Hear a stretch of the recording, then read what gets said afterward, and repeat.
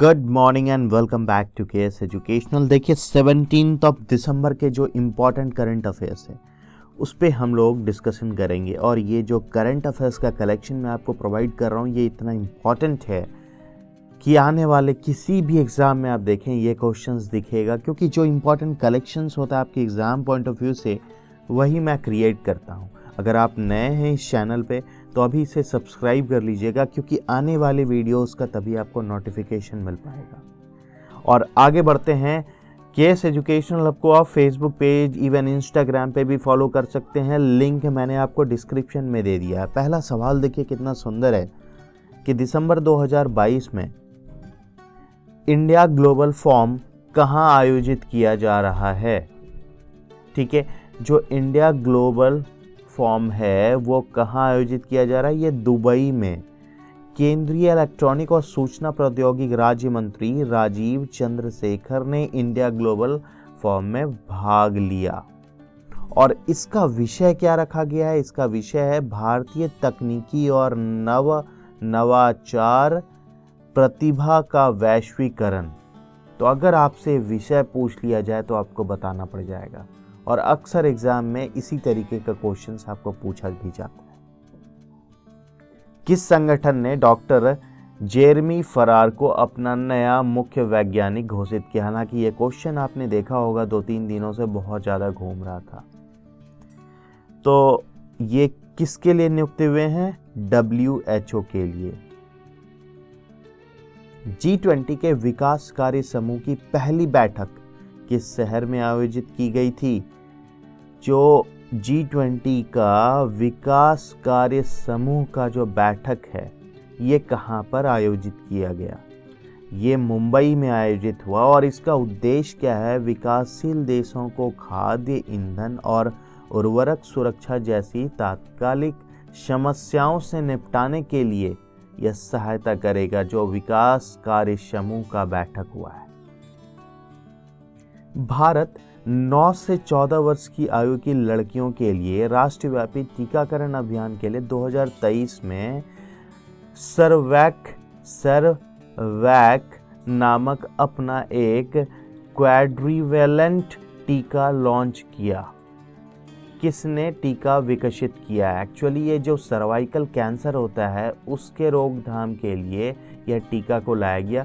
और ये जो टीका लॉन्च किया गया, यह टीका जो विकसित किया गया वो किसके द्वारा किया गया है, सीरम इंस्टीट्यूट ऑफ इंडिया। क्या आप मुझे बता सकते हैं कि सीरम इंस्टीट्यूट ऑफ इंडिया के CEO कौन है। कमेंट करके आप मुझे ये बात बताइए।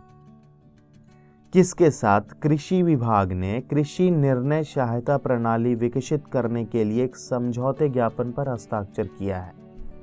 और यह किसके साथ हुआ है, अंतरिक्ष विभाग के साथ। अंतरिक्ष विभाग के RISAT वने और वेडस का उपयोग कर गति शक्ति की तर्ज पर कृषि DSS का विकास किया जा रहा है। कोलंबिया के बोगोटा में आयोजित 19वीं अंतर्राष्ट्रीय जूनियर साइंस ओलंपियाड 2022 में भारत का रैंक क्या रहा। अगर मैं पूछूं ओवरऑल भारत का रैंक पहला पोजीशन पे रहा, क्योंकि जो 19वां अंतर्राष्ट्रीय जूनियर साइंस ओलंपियाड 2022 हुआ उसमें 6 स्वर्ण पदक जीतकर भारत शीर्ष पर रहा। और यह लगातार तीसरा वर्ष है कि जो भारत शीर्ष पर है। कुल मिलाकर ऐसा चौथा वर्ष हो गया, 4 बार अब तक भारत शीर्ष पर रहा था जब भारत ने पदक तालिका में शीर्ष स्थान हासिल किया। तो ये लगातार हैट्रिक है आपका। प्रधानमंत्री ने किस शहर में प्रमुख स्वामी महाराज शताब्दी महोत्सव का उद्घाटन समारोह में भाग लिया। और यह अहमदाबाद में हुआ। किस देश ने एक ऐसा तरीका अपनाया है जो 1 जनवरी 2009 को या उसके बाद पैदा हुए किसी भी व्यक्ति को सिगरेट बेचने पर प्रतिबंध लगाएगा। ये न्यूजीलैंड के द्वारा किया गया और प्रतिबंध 2023 से ही प्रभावी हो जाएगा। न्यूजीलैंड का जो लक्ष्य है 2025 तक कि धूम्रपान मुक्त करना है। हाल ही में किस देश को संयुक्त राष्ट्र महिला निकाय से बाहर कर दिया गया। यह बहुत ज़्यादा न्यूज़ में आ रहा है अभी। और ये देश कौन है? ईरान है। इसे संयुक्त राष्ट्र महिला निकाय से बाहर कर दिया गया है। हाल ही में कौन सा एनर्जी ट्रेडिंग प्लेटफॉर्म भारत का पहला कार्बन न्यूट्रल पावर एक्सचेंज बना है? और यह इंडियन एनर्जी एक्सचेंज IEX है, जो कि पहला भारत का कार्बन न्यूट्रल पावर एक्सचेंज बन गया है। लद्दाख में स्थापित भारत के पहले डार्क स्काई रिजर्व का नाम क्या है? पहला डार्क स्काई रिजर्व का नाम क्या है लद्दाख में? तो हानले डार्क स्काई रिजर्व ये नाम है। हाल ही में किसने UN मुख्यालय में महात्मा गांधी के प्रतिमा का अनावरण किया? और यह अनावरण किया गया है विदेश मंत्री S जयशंकर के द्वारा। भारत के किस कंपनी को हाल ही में JMR दिल्ली एयरपोर्ट अवार्ड द्वारा safety performer of the year award से सम्मानित किया गया? यह कौन सा कंपनी है?